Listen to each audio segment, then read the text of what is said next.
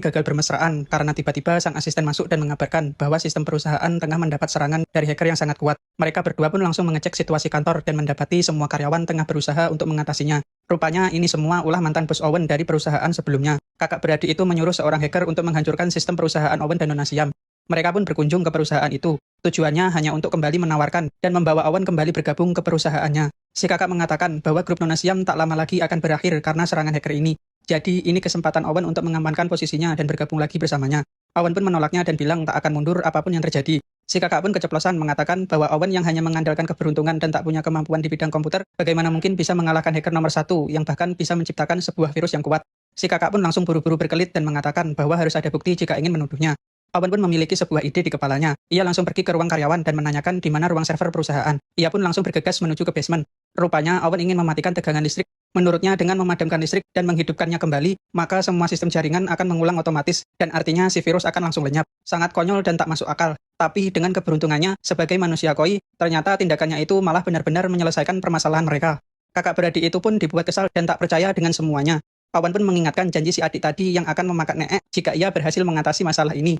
Ia pun juga mengingatkan bahwa kejahatan mereka pasti akan mendapatkan balasannya. Perusahaan mereka pasti juga akan kena musibah nantinya. Grup mereka pasti akan bangkrut. Baru saja menyelesaikan ucapannya, telepon berdering di HP sang kakak. Rupanya mereka dikabari bahwa karena banyaknya mitra yang mundur, mereka tak bisa memenuhi pesanan dan tak bisa bayar pinjaman bank. Sekarang mereka benar-benar diambang kebangkrutan. Si kakak pun marah dan menyalahkan si adik karena semua ini adalah idenya.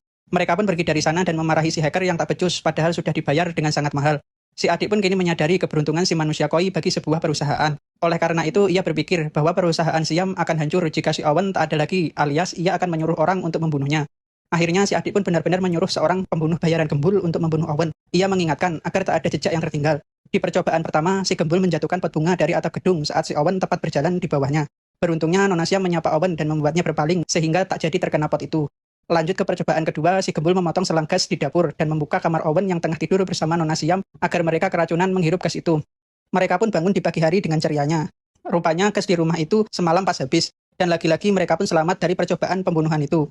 Tak ada pilihan lain, si gembul pun hanya punya satu cara terakhir, yakni menabrak Owen sampai meninggoy. Tapi ia harus berhati-hati agar tak meninggalkan jejak dan membuatnya seperti sebuah kecelakaan. Tak disangkanya ia malah dihalangi seorang pria modus yang berpura-pura tertabrak untuk meminta ganti rugi. Kesal misinya gagal, si gembul pun memukuli pria itu untuk melampiaskan amarahnya. Kembali menemukan kesempatan, si gembul kembali melancarkan aksinya. Namun, saat mau tancap gas kuat-kuat, mobilnya tak bergerak. Rupanya ban mobilnya dipreteli oleh si pria tadi yang rupanya seorang bos preman. Ia datang membawa pasukannya dan langsung memukuli si gembul dengan brutal. Dengan wajah babak belur, si gembul langsung mendatangi kantor Owen untuk mencarinya. Dan ia mengaku sebagai teman Owen. Saat mereka bertemu di depan lift, tanpa basa-basi, si gembul langsung menusuk Owen dengan sepenuhnya.